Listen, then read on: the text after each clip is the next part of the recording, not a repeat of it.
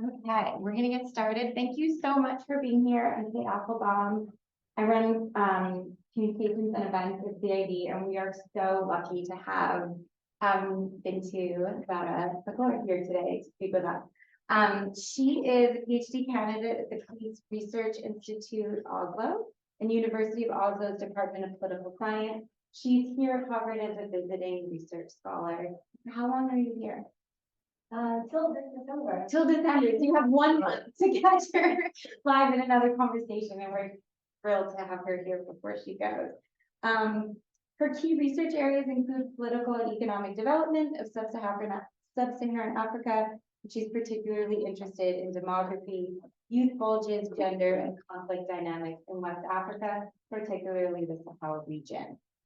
She's currently working on her dissertation titled Unlocking Sub-Saharan Africa's Demographic Dividend, Youth Bulges, Human Capital, and Insecurity. She's here to share what she's been working on with all of you today.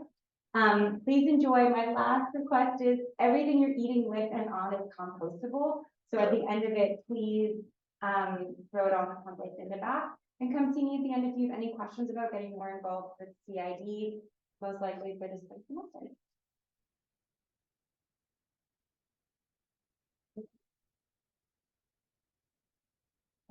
Hi everyone. Hi, how are you doing? Good? Pumped, it's Friday. Okay, after a long week. So as she said, I'm Zahara.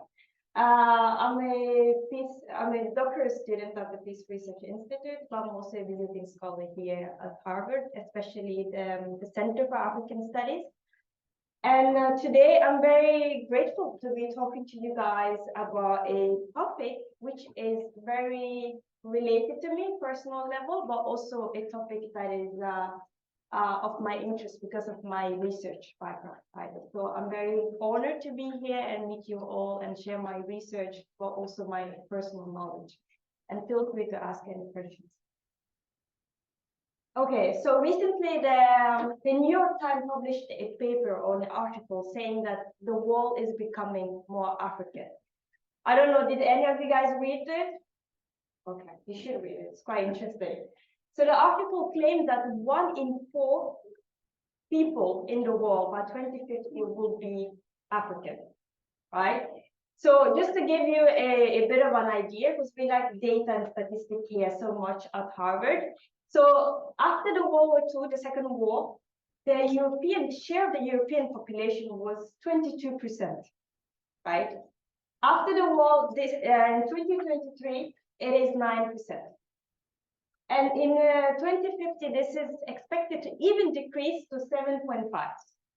The opposite trend is taking place in sub-Saharan Africa, where after the war, it was only 9% of the population.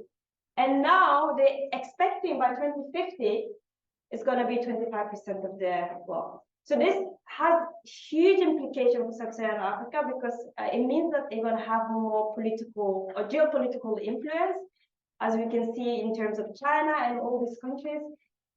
But what sub-Saharan African countries are going through is actually a demographic transition, which I refer to as the youth bulges, right? So what is youth bulges? So youth bulges basically means that countries have large youthful populations compared to the rest of the populations, right? So by 2030, African youth in the world will increase to 42%, right? So we're going to see some kind of dynamic in the world where the Western society is going to be more aging society. I guess you heard about it in the news, right? It's going to be more aging society. And then sub-Saharan Africa particularly, where most of this demography transition is taking place, Nigeria, Ethiopia, DRC, these going to have large youthful populations, right? So I guess you're wondering, what is the implication of this? Why should we care about this, right? What is the impact of this? This has various impacts. So first of all, you might be wondering as well, what causes this demographic transition? So what causes this demographic transition is if a country is basically facing a decline in terms of infant mortality, but at the same time is also experiencing persistent birth rates, right? So countries such as Nigeria, by 2050, half of the Nigerian population going to be between the age 10 to 19. These are huge numbers we're talking about, right? So this has security implications. So one of the security implications or the theories in political science is arguing that countries that have large youth population are most likely to experience some kind of armed conflict, civil war, and various types of political instability, right? So they arguing that if we have large youth population, then this is the source of conflict. At the same time, they're saying that it's not just because of you have youth, it's in condition. So there's a conditional effect here, which means unemployment. So if you're facing high unemployment, low education settings, poverty, and high fertility rates. So if you combine these two factors, then you're most likely to increase the chance of experience armed conflict. And they use this argument to basically talk about conflict in West African states, such as Liberia, Sierra Leone. Have anyone watched The Blood Diamond? Yeah, okay, many. So what do you see here? What you see is actually, in the video, you see large youth population in there. You see the child soldiers that have been recruited as a part of the armed groups. And so people have actually leveraged on this argument to basically explain why some African countries are experiencing large conflict. So this is a data over the armed conflict, global armed conflict. And as you can see, despite the fact that sub-Saharan Africa or like the African region has seen a decline from 1990 in terms of armed conflict rate, we still experience it. As you can see, these are countries going through conflict. All these countries that are not white. So there's still a large conflict, amount of conflict that are still experiencing different forms of armed conflict, and different type of actors are involved, right? However, this is not hopeless. So there's also some aspects of the theory that are arguing that no, youth in itself is not inherently bad, right? We saw this in China, we've seen this in Singapore, we've seen this in Taiwan. And we know that if you really invest them in human capital, labor market, we most likely can experience growth like China did, for example, right? So for me, as a sub-Saharan African researcher, and specifically from West Africa, I'm seeing that China is doing this. I'm seeing that India is doing this.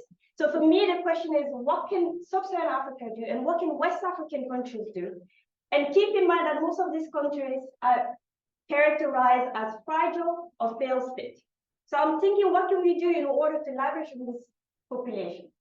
But we cannot find a solution without knowing the problem, right? You cannot, if you go to the hospital, you need to diagnose first, right? So we need to talk about the challenges that most youth they are facing. So a lot of the youth are facing political marginalization. So what do I mean by that? So most of them are not involved in policy decision making, so they're not even involved in stuff that are related to them. So you imagine you're in a country and nothing that the government is doing is benefiting you. How frustrating is that? It's actually they becoming more richer and you getting more poor. That will frustrate any of you guys here. I don't care who you are, it will frustrate you, right? So you also have to think, for many of the young women in this context, we're facing with poor health outcomes. So they don't have access to fertility rate, reproductive health service, such as family planning. So we're seeing all these issues complex, and this is taking in place in the context where most of the education system is actually outdated. So what do I mean by that? Is like the education system is actually based on the colonial system that really does not benefit the majority of these people anymore, right? So I'm studying in French, and you finish the school, you don't even comprehend half of what you learn in the school, right? Because it's different from your mother tongue. The language you use in the home is not the same you're using there, right? So what we're seeing is that despite the increase in enrollment rate, especially in the primary school, this is in the Thai region, we still have issues with secondary. So this is secondary, right? Especially for young girls. And this is despite the increase that you can see in these indexes the human capital, the quality of the human capital is still very poor. And the knowledge production is still very poor as well. So there's no innovation, right, because of the education system. And then I think we also have to emphasize that the fact that all the youth, regardless of where you come from, you have the same aspiration. We all are here at Harvard to become someone, right? Am I right? Yes. So we all want to achieve something in our lives. So we have aspiration, we have dreams. But what if you can't realize those dreams? You are in a context of poverty, constant poverty, and economic hardship, which is caused by effect of Ebola, COVID-19, which did affect every country, right? But you have to imagine this country was already going through underdevelopment. So it's like layers of problems, right? And then, so for most people, I finish my high school, I come with my diploma, and I'm looking for a job. In the rural, there's no job there, so I moved to the city, like we've seen in many countries. And you come there and you face with what? High youth unemployment. So there's no job for you there. So just to give you an idea of the context, so basically, youth, African youth between the age 15 to 24, which I think some of you guys are in that age, 24 or something. It counts for more than 60% of all African unemployed people. And keep in mind, these are data that we don't, they're still missing errors, right? They're still underreporting cases, right? So we don't know 100% the reality, right? And African economies are also based on informal sector. So we cannot comprehend all the issues. So then the economy cannot observe this large youth population. So what happened? Women are neglected. And then I'm assuming in, for example, in India, in China, in also most European countries, I'm based in Oslo. So the private sector there is very, very strong. In most of this country, the private sector is very, very weak. So even if I want to be an entrepreneur, I have amazing ideas to how to innovate. There's no financial structure that will help me find money, right? So there's a multiple layer of frustration here. Anyone would be frustrated if you finish Harvard and you cannot find a job in any country. After 10 years, 15 years, right? You will be frustrated. So then the frustration, like it multiplies, and for most of these things, it has psychological impact. You cannot realize yourself, your full potential. You know what you want to achieve, but you cannot realize that, right? So it affects them in terms of their manhood identity. So they cannot, for example, marry if they don't have money to get married to, you know. So I just want to relate this to my research, for example. So I was interested, and maybe you guys are also interested. What are states, what are countries, the leaders of these countries, what are they doing about it, right? These are so many, it's such a bad history, like what are they doing? So I collected a systematic data over all the 24 countries, African countries, and on data about the national youth policy. And this is the first of its kind. I wanted to know what the states are doing about this, right? So these countries here are countries that don't have any national youth policy at all. And you can see some West African countries here. And then I was like, okay, I want to go more in depth. I want to understand what are they doing about education and employment. And as you can see, they talk about it in the national youth policy, but they're not really, there has no real impact. It's just a document. It has no impact on people's lives. So then what do people do? They take the extreme measures, right? They want to find this happiness. They want to be economically independent. So what they do is like they travel. They want to migrate to Europe. They want to migrate to America. So some take the Mediterranean route. So we know that around 28,000 people have died or gone missing in the Mediterranean route. Keep in mind, these are still cases we don't know, right? It's such a bad thing. And just this year, it was like 2,500 people that actually died. And most of them go through the Sahel Desert, but also we know now that they're taking another route the Latin America to come to the US, if you've seen in the news as well. These are dangerous routes as well, right? And this has a gender effect. So if you go to many West African villages, women are often left and children are left. There's no young men in the society. Everyone has left. And majority still don't know whether the kids are I guess if they made it to Europe, if they didn't, they don't know about it, right? So this has conflict implication on the security. So we've seen a quite in terms of radicalization and terrorism in the Sahel region. And this is the number of events in just in Burkina, Mali, Niger. As you can see, it's increasing. This is just from April 20 to July, right?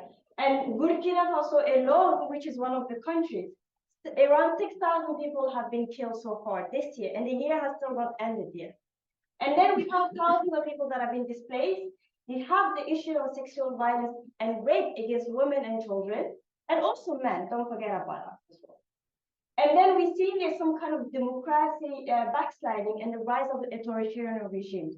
So recently there was a coup in Gabon and Niger. People know about it? Yeah? Okay, people, yeah, good. So this is the share of the global coup, which is 486. This is Africa share. So half of the coup in the world has taken place in Africa.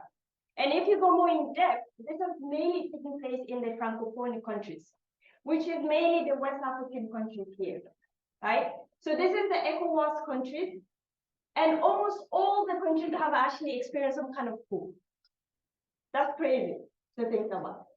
And majority of these states have around 70% of the populations are youth, economic deprivation, and they're facing all the similar kind of issues that I've talked about. So this is the coup in Niger, which took place in July. And basically what these political leaders are doing, or military they're doing, they're basically leveraging on this frustration that the youth have to get support in order to attain the political goals, right? So most of the coups are military driven, but also they get support from women. Why do you think that's the case? Why would women also support this military regime? Think about it. You might ask me, but this is because many women are also fed up. The poverty affects them as well, right? So you have in most of these Francophone countries, you have France Afrique politique, which is a political ideology that was created in France and is still serving France, and is really affecting the political, economic, and social development of most of these states. So almost 50% of the Niger population is under poverty, and they're still supplying electricity to France. Half of the population don't have electricity. This is crazy if you think about it.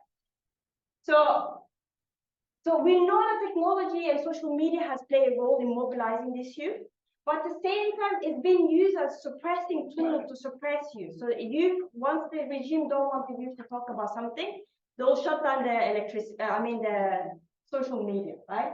So in a sense, they're talking about we are the voice of the voiceless, the youth, but the reality is there actually is a lot of human abuse taking places in this context as well. So, and then you have also marginalization of the civil society. So I guess now we talked about the problems. Let's conclude more of the solutions, right? Let's think together. And this is a problem that even me, I cannot comprehend all the thought.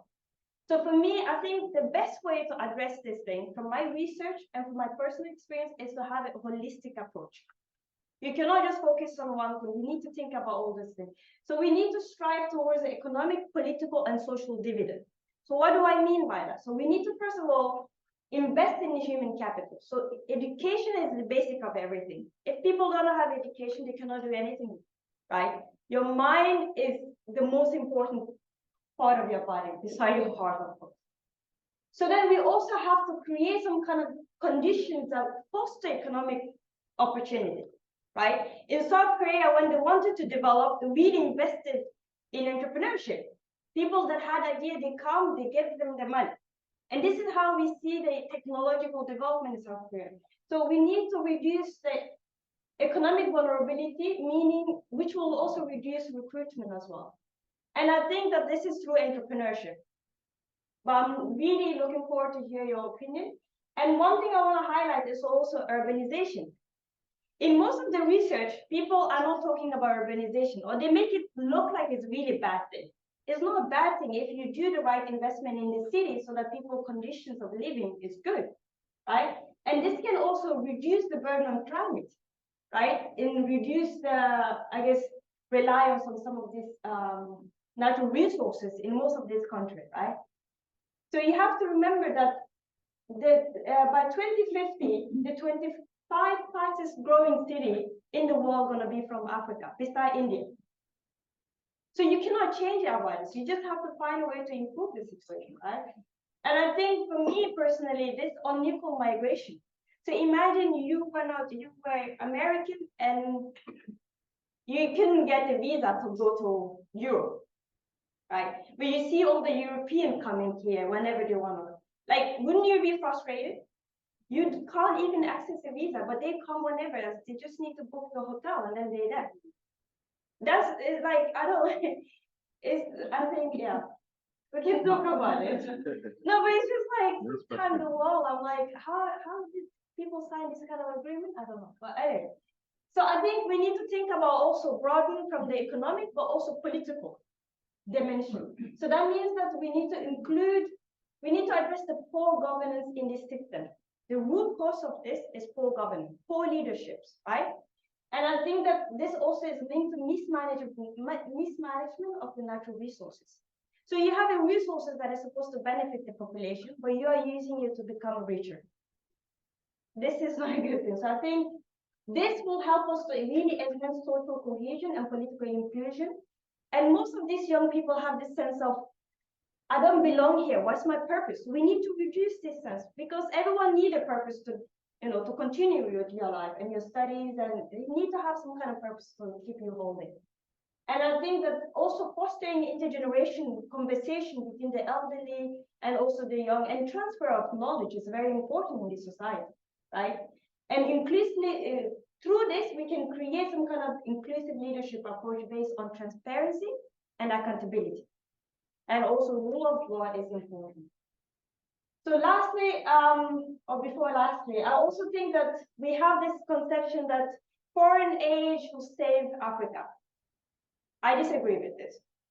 I think there's so many ideas in Africa and in local initiatives that should be leveraged on strengthening at the civil society level, and through peace building and conflict resolution, I think we can create sustainable peace and also positive peace. What I mean with positive peace is a peace that is not rushed because some kind of political leader or geopolitical power want to have peace in this country. It has to be done correctly through the rightful steps. And through that, we can really foster some kind of preventive measure in the post-conflict society. And I think that also the role of the global community in supporting African youth is so important. But you have this kind of sense where they go and they claim that they want to help African youth, but it's not genuine. It's not genuine. So I think if you want to create partnership, it has to be based on genuine idea and ideology that you want to help this youth. Not that you want to prevent them from migrating to Europe, whether they kill themselves or not, you don't care. But if that was your youth, you would care about this, right? And I think we also need to change the narrative about African youth.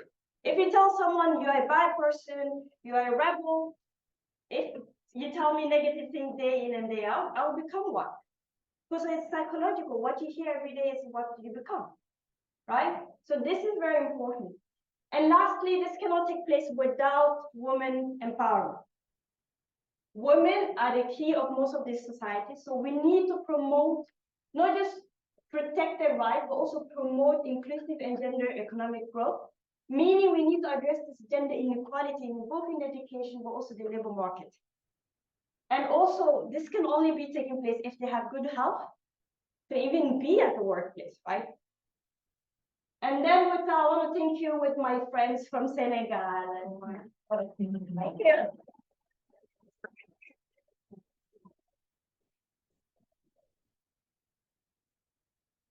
And now we'll open it up to questions from the audience. Yeah, when we start with you here. Right. Can you just like work your way? Yeah, thank you. Do I need to use a mic or just I don't need to maybe, yeah, Like, so then it was online. I don't need, it's a small room, I think everyone can hear. But they're Yeah, some people, oh, yeah. Thank you so much, first of all, such a wonderful presentation, and thank you for, I particularly like the statistics about the workforce that you mentioned, that in 2050, a major portion of global youth will be from Africa, which essentially also means that the global supply of labor will also come from there. I think it's the interest of all of us, not just the developing countries, also the developed countries, to see that that workforce at that point in time is a skilled workforce. Because if that is the major supply of workforce, we do not want a bunch of workforce which is unskilled, cannot really contribute, and not just for Africa, globally in the manufacturing sector. The various problems that you mentioned, these are known problems. These are there for decades now. So I understand, and also maybe I'm putting some context before I raise the question. So you also mentioned that you do not want to Africa to rely on aid, which is okay. Actually, no country, if you look at this, if you look at China, India, no country, even if they had at some point relied on aid didn't graduate those countries. They had to graduate through their internal process. So have you looked into, through your research, what are the internal challenges that Africa has, which needs to be resolved first before getting support from the external world? We know about political instability. We know about the rebel movement. We know about like so many fragmentation in each of the African countries. I have traveled to Africa extensively. I know people who invested into African countries. I'm from Bangladesh, so we have done reasonably great job in terms of women empowerment through our R&D sector. You know, we are the second largest in the world in terms of your ready-made garments. So many of our country business and also trying to set up factories in Africa, and they did so. They invested like many millions of dollars. They could not continue. So one challenge was, of course, the lack of technical supply of labor. So there is not enough. So on the productivity level, they could not like compete globally. That's one thing. Also, one interestingly, without backed by any of my primary information checking, I also read one report which also showed that people do not want to work. So whether you have looked into that as well, that people in general, they also are not very willing to work, even if the job is given to them in a factory setup. So just wanted to share whether you have come across any kind of thing during research, or what could be done to make sure that people are incentivized to work, not while job is made available to them. Thank you so much. Thank you so much. Yeah, I'll take the next one. You want to take a few questions at a time? No, I think we'll go there. I want to capture everything. So first of all, what I want to say is like, thank you so much for sharing your opinion. And I think this is first of all, this is a situation that not one researcher or one political leader will solve. As you said, this is an issue that have existed for so many. From this one. This is an issue that have existed for so many years, right? And it's becoming, as we say, a structural problem, right? It doesn't seem that there's no way out. And even people that are coming in, as you said, that want to change this, they're also facing some kind of struggle, right? And I think the root cause of most of what he's talking about is because of the kind of mindset, right? So the environment itself has produced people in a way to think about things and to behave in certain ways that is not productive anymore, right? So you imagine you are a head of family, and you see, for example, or you are a kid in a family, and you see your dad doesn't work, or is very lazy. You know, the person you're supposed to look up to, you see their behavior, and that has some kind of impact on you, right? So majority of the African societies, we have these issues, right? Where we really, because we have poor governance, and when I say poor governance, we have bad leaderships. The leaderships in African countries, if I'm honest, is not something to look for. You might have views that are good, but that also, you need to look in depth of this context, right? So it creates some kind of environment where people, if I work, what I will get, you know? So it doesn't create some kind of incentives. The government, you go to some government ministry, You there, you want to have a passport, they're just chilling on their TikTok. That has an implication, but because of the environment, you know, the kind of energies that have been fostered around there is really not productive, you know. So I think, first of all, we Africans have to acknowledge our issues. You know, the blame is more external. We have to, like, unless you change and want to change and is willing to change, you will remain the same, right? So China, they wanted to change, they did change. African countries, if they want to change, they will change, right? There's nothing stopping them. But I think we, at the same time, we have to acknowledge the structural issues that are also preventing Africa. Africa shouldn't be a poor continent at all. You know, we have tremendous natural resources, but this is also creating some kind of incentive for people to come into the region with no good intention. And you have to also understand that neocolonialism still exists, right? If you look at West Africa, they're using CEPA. Majority of the money going to France bank. From a poor country like Niger, where almost 50% of the population is living on the run, when, you know, it's Everything. so it's a mixture, I think, of taking personal accountability, but also you need to understand the environment people are living in, right? It's hopelessness, basically. And then the external factors. So it's a combination of all these things. I don't know if I answered your question. But you did, you raised a few points. Sorry, I just take 30 seconds, one follow-up question. Sorry, yeah, after the session, yeah.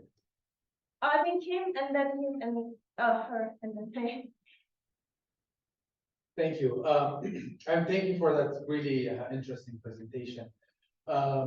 Here's my question. So you said you are looking at structural issues, and the one thing that I was hoping to see was economic growth and how that manifests in terms of, like, let's say GDP per capita, then dividing that, going even deeper and looking at the structures of where the wealth is, how the wealth is distributed, how much it's distributed, because most of your recommendations also weren't structural, they're more superstructural in terms of, for example, providing loans and entrepreneurship versus economic growth, right? So those, when you say economic growth, you're looking more at the structure of that, or at a broader level. So I was wondering if you have mapped out, in addition to what you've mapped out so far, if you've mapped out those broader questions, going down into the structure of data. Thank you. What I would say, I appreciate what you highlight, but I disagree. Right? The reason why I disagree is because economic growth, we talk about economic growth in an abstract level, but it's also based on small things that takes place in the community, right? So if people are contributing meaningfully in the economy, which in most contexts is based on the formal sector. Half of the African countries, almost majority of the African countries are informal sector, mainly informal sector, right? And this is where the resource from there is what are produced into the GDPs and stuff like that, right? I think if you look at the higher level of GDP, you might think that some country is very developed, but you look in depth, very poor, right? And entrepreneurship, so for me, the structural levels are very important to think about, but it has to be micro level, like it has to come below. So this is where entrepreneurship for me is included, not only in terms of entrepreneurship, but also fiscal policy that really fosters some kind of growth, right? And I am not economics, so maybe you guys that are economics can help out with that. But I think that we need to look at, we shouldn't look at GDP. Like if you look at GDP for China, China is one of the, like it's there. But there's also a lot of poverty in China, right? So I think it's being aware of, like, being nuanced in terms of which direction we want to go about it. I know him. It was you and then Oren. You mentioned that the unemployment rate for the youth between 15 and 24. I'm just curious about the employment rate. I say it is higher than 60%, I think. So for example, a person who is 24 and he is not being educated and he is under an employment situation and he does not plan to migrate to other countries, what exactly a person like that will do? What is happening exactly in Africa? So you're saying they're not educated, and they don't want to migrate. So what is their reality in a sense, right? I guess as you can imagine, so the reality of those with high degree is there. So you can imagine those that don't even have any degree at all, right? So basically, I would say it's the same as those that even have a degree. Those that don't migrate are staying. The reason why I'm saying that is like they have degree, they're doing PhD, but they cannot find job. So it doesn't matter whether I go to school then or I don't go to school. So for many people, it's like this education will not benefit me at all. So why should I even invest my money to go and do it when I can just stay here and not do anything? Right. So this could refer to what some of these things is like, it's some kind of like laziness that can also be created, right? In a lot of youth because of that, because they don't have any means, right? Those that go to school can't find job. Those that don't, so they will be laughing at them. They'll be like, you went to school, you did all that PhD, and you still can't find job, just like me that didn't go to school. Because the rate is really high, really strong. It's really, really high. And keep in mind, this is still data that doesn't capture the majority of the reality. Thank you. Right. So it's, yeah. All right. Hi, thank you for the presentation today.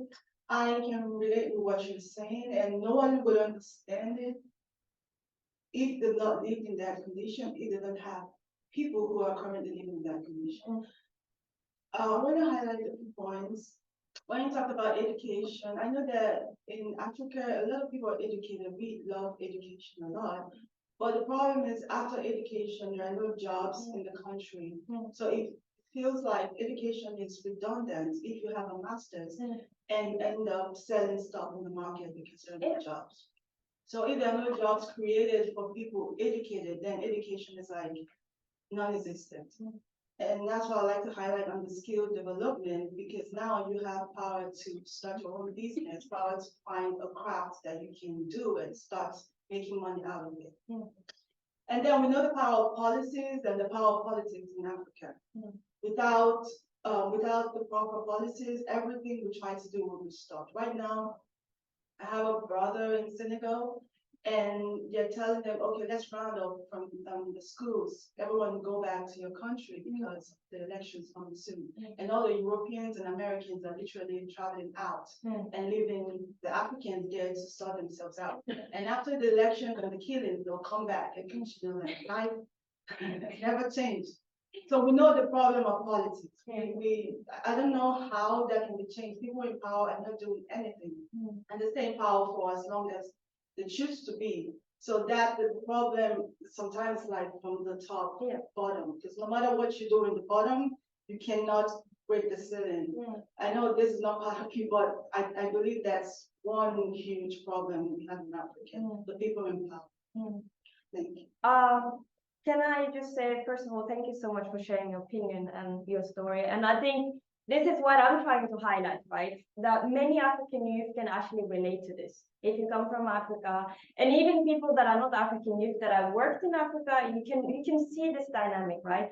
The leadership is poor. There's a poor governance across whole Africa. And there's nothing I can do I'm not defending these people because I don't think they should be defended.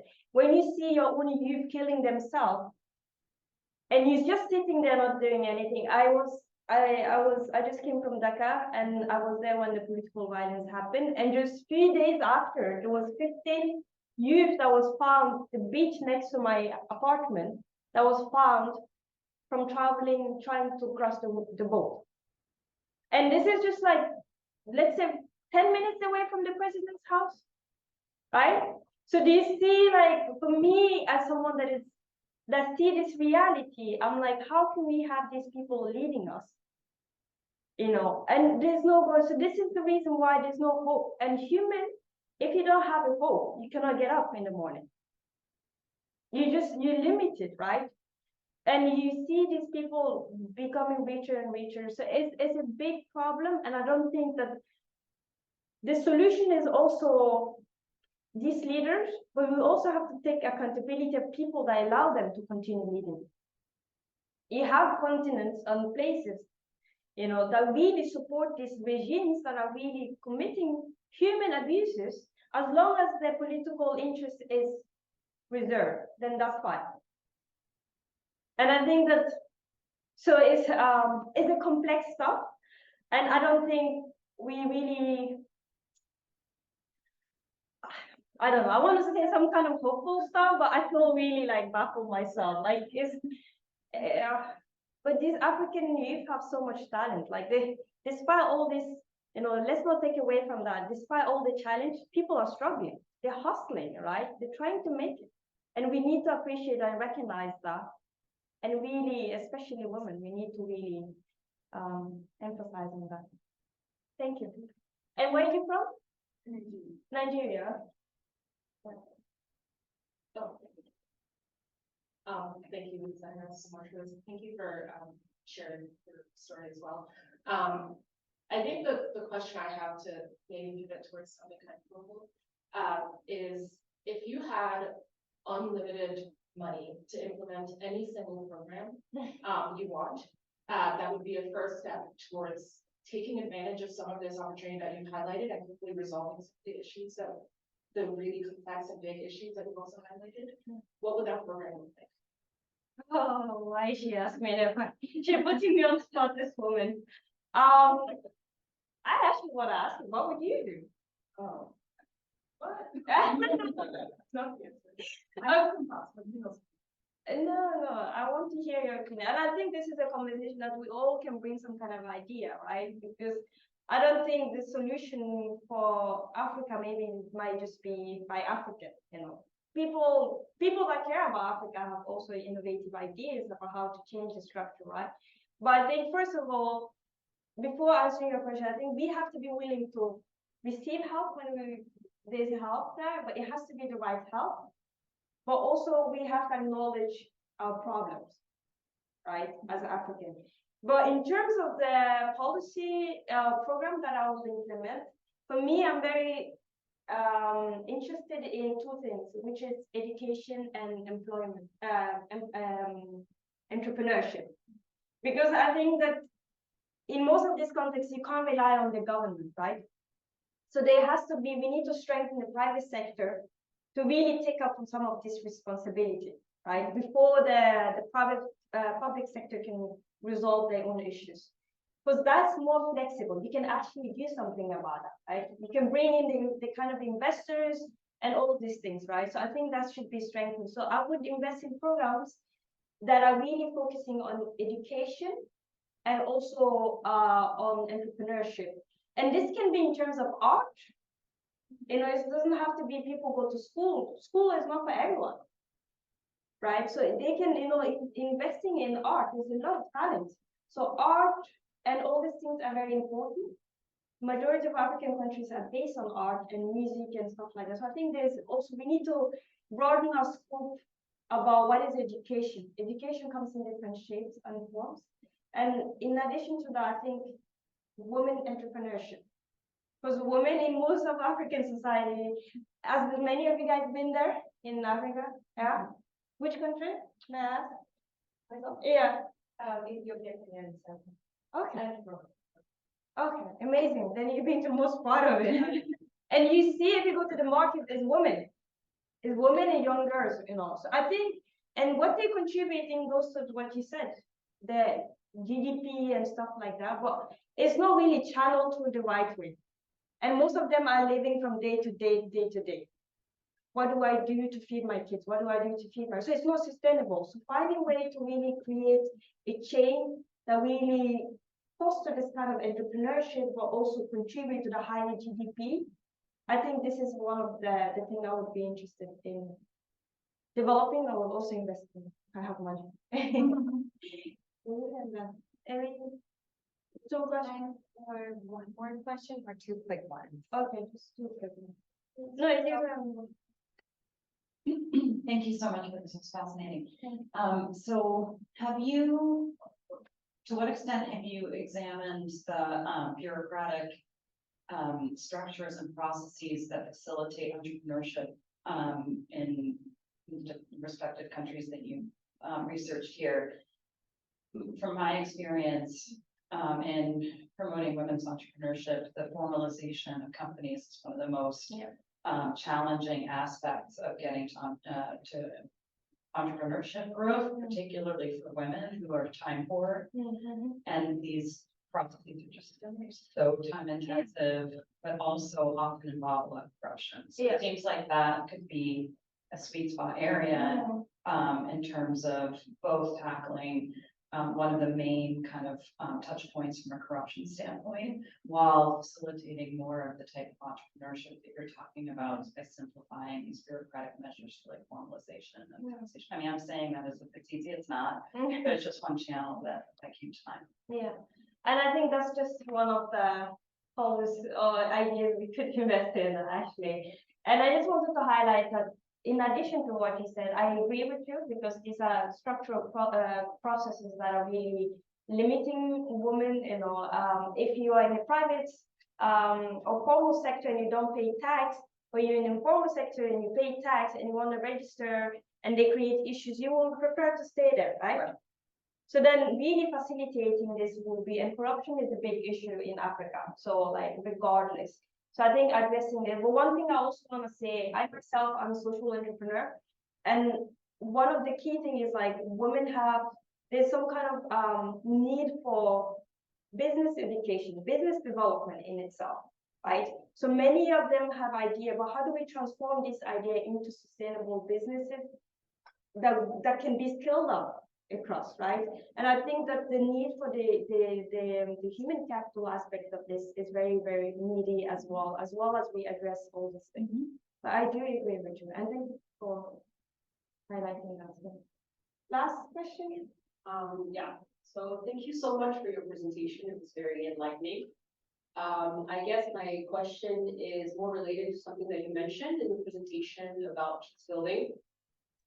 So how salient do you think the problem of ethnic tension actually is in some of these societies?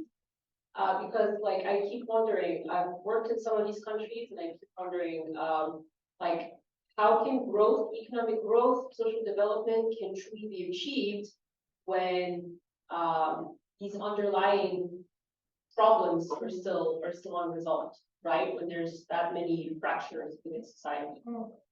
So yeah. Okay. Thank you so much. I'm going to be very quick with that. I think as a conflict analyst and someone that studied peace, ethnic divisions is being one of the most is one of the factors that really contribute to conflict, right? But you also have to understand that in most of this context, it's not actually the ethnic division. Because if you look at the ethnic, among all the ethnic groups, just like among all the humans, they want the same thing, right? They want peace, you know, happiness, enough food to feed the family. People want the basic thing, you know. But then I think in most of the context, it's the political leadership that really instrument this to achieve their goal. I'm going to give you the case of Guinea, which is in West Africa. And there, since the colonial time, since the independence, the first leader that came there did a lot for the country, but he also instrumentalized ethnicity and to continue his policy, right? Eliminating a part of the ethnic group and really focusing on supporting the other group. And this kind of creates some kind of tensions, right? Whether that's political or economic, so they will feel like, oh, they have more money, you know, we want more. So it creates some kind of grievances among the one that is being marginalized, right? So I think ethnicity itself it's not an issue in Africa, it's just been instrumentalized very well. And I think that has something to do with the colonialism, because that was policies that was specifically implemented to build some ethnicity above others. So it's still playing a role there. You know better. Yeah, and I think that should Okay, that's it, and we actually covered all of the online questions as well, so, okay, we're on that. thank you. Thank you all.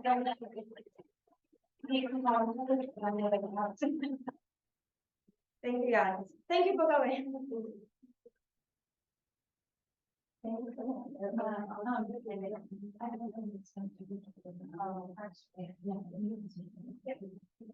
you.